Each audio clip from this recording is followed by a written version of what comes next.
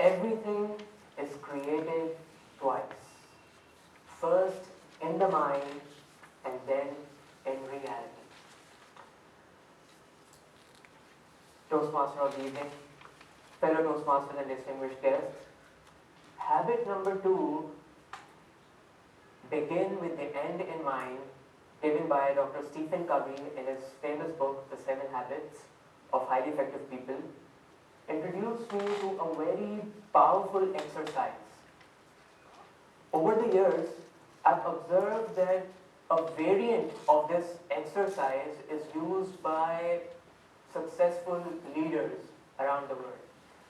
So be it business leaders, be it success coaches like Tony Robbins, be it cricketers, athletes, sportsmen, name any of them. If they are successful, then visualization, a technique beginning with the end in mind, a variant of this, has been a key ingredient in their success. So it got me interested and I wanted to know more. And wouldn't you be interested in such a technique, a tool to have in your bag that will help you achieve your goals faster? Wouldn't you be? Yes. Great.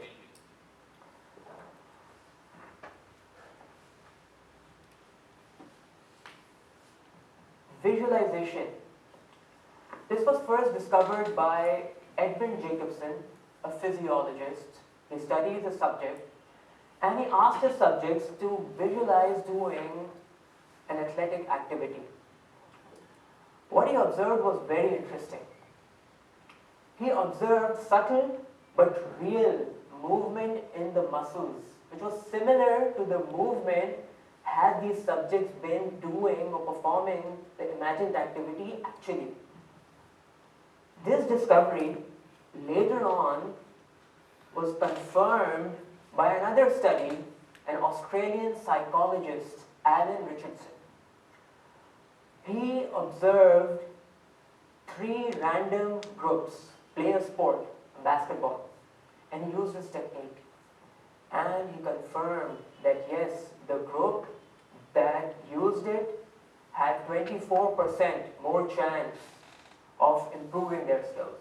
So this phenomenon that was discovered earlier was confirmed by this. That's how and that's why visualization in sports became so famous. It became so famous that sports psychologists, hypnotherapists became in huge demand.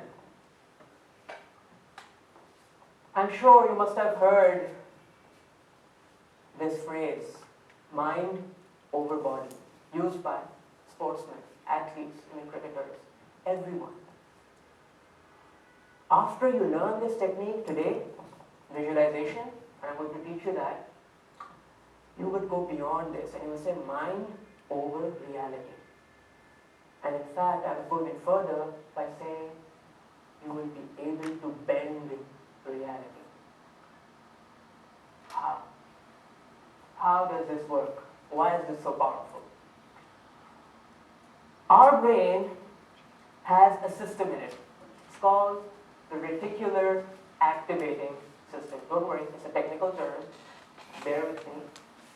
The RAS, the reticular activating system, is right up in here. It's what? It's a network of neurons, a pathway, a bunch of neurons right up in here. What is the job of this system that is in your brain? It's a filter system. It allows in certain pieces of information in our mind and blocks out other pieces of information. Right? Research is telling us that if we took every stimuli and information at equal value, and if our brain did not have this filter system, then this brain would literally explode off our shoulders. Like boom! We cannot handle so much of information that's out there. So this is a filter system, and this filters information for us.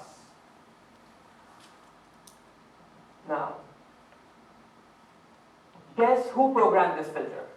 Any guesses? Who is the programmer of this filter? We ourselves. Yes. You programmed this filter. I programmed my filter, you programmed your filter. The people in your past programmed this filter. Your past memories programmed this filter. And if you're the programmer and you're living a miserable life and an unhappy life, it's time to reprogram this filter.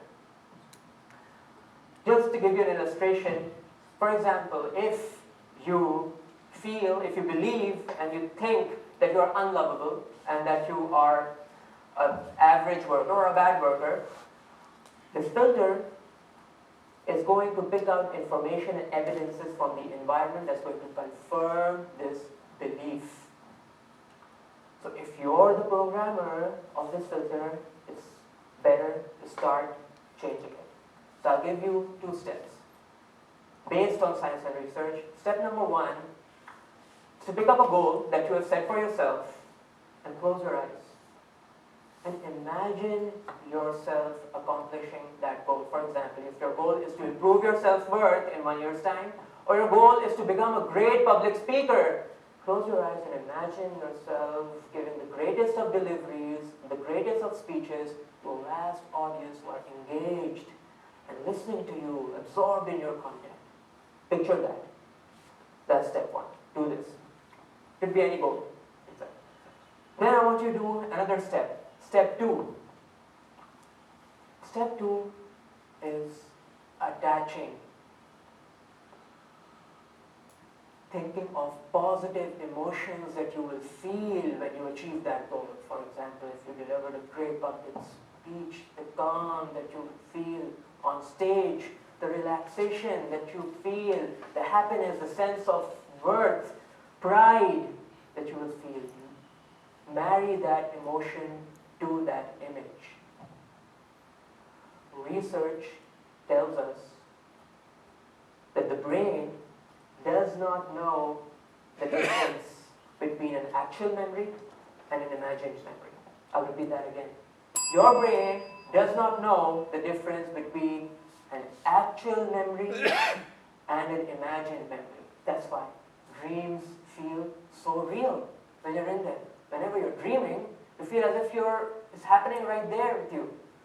But when you wake up, then the reality comes to you. Oh, it's not real. And based on the same science and research, what we get to know that if you want to build new skills, or improve older skills, visualization will help you build those skills or improve existing skills faster. Now, who wouldn't want to do this? You don't want to do visualization exercise? Setting a vision? Okay, that's good. Train your brain. Reprogram your filter. How does it work? Because the concept of neuroplasticity says your brain is elastic. When you imagine the memory, you are going to create new networks, new pathways of neurons right up in here. And you are going to have that feeling of content. This is married to the concept of gratitude, where you transport yourself to a past memory, a past accomplishment, and you feel satisfaction. You thank God. Thank you for a great life. And I encourage you all to go home and start using this technique, because your goals deserve at least 30 seconds to a minute, 2 minutes a day using this technique. I would end by saying that first you make your beliefs